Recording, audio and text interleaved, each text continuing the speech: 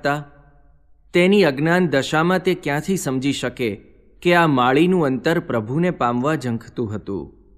કદાચ અનંત જન્મની તેની રાહ આજે ફળી. તેણે નીલકંઠ વર્ણીને સુંદર ઉતારો આપ્યો.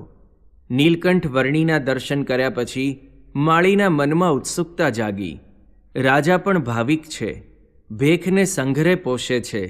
સત્રધર્મા રાજાને વર્ણીના આ સમાચાર આપવા નીલકંઠ વર્ણી માટે બધી જ સગવડ કરી તે શહેરમાં ગયો. રાજાને ખબર પહોંચાડ્યા કે બગીચામાં કિશોર વયના એક વર્ણી આવ્યા છે.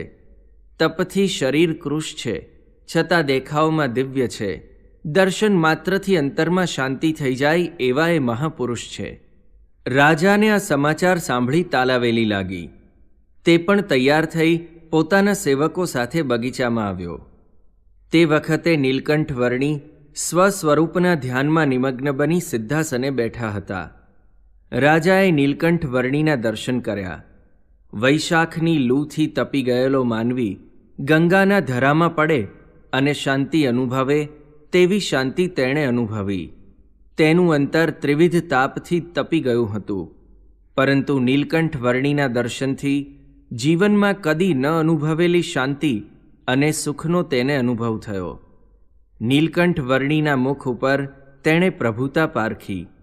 તેને લાગ્યું કાં શિવજીમાં આવી યોગ સિદ્ધિ હોય, કાં નારાયણમાં આવી મોહકતા હોય. તેના અંતરમાં આ વિચારો ઘોળાયા કરતા હતા. એટલામાં નીલકંઠ વર્ણીએ આંખો ખોલી. તેમણે રાજાને સન્મુખ બેઠેલા જોઈ મૃદુ સ્વરે પૂછ્યું, આપનો પરિચય? રાજાએ બે હાથ જોડી કહ્યું, હું આ શહેરનો રાજા છું.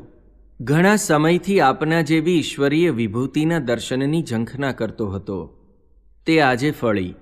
મારા અહોભાગ્ય છે. સૌના અંતરમાં અંતર્યામી નીલકંઠ વર્ણી માટે કાંઈ જ અજાણ્યું ન હતું.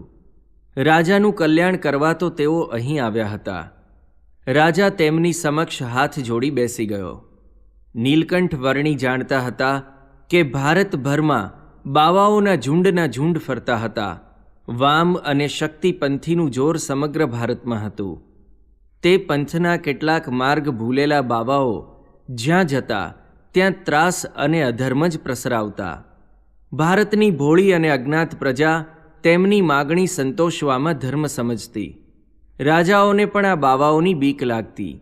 વર્ણીને આ બીક ટાળવી હતી. લોકોમાં ભેખ વિશેનો જે ભ્રમ હતો તે ભાંગવો હતો. અધર્મ સર્ગ શું છે તે સમજાવી ધર્મ અને નીતિ નિયમોના પાલનની જીવનમાં આવશ્યકતા છે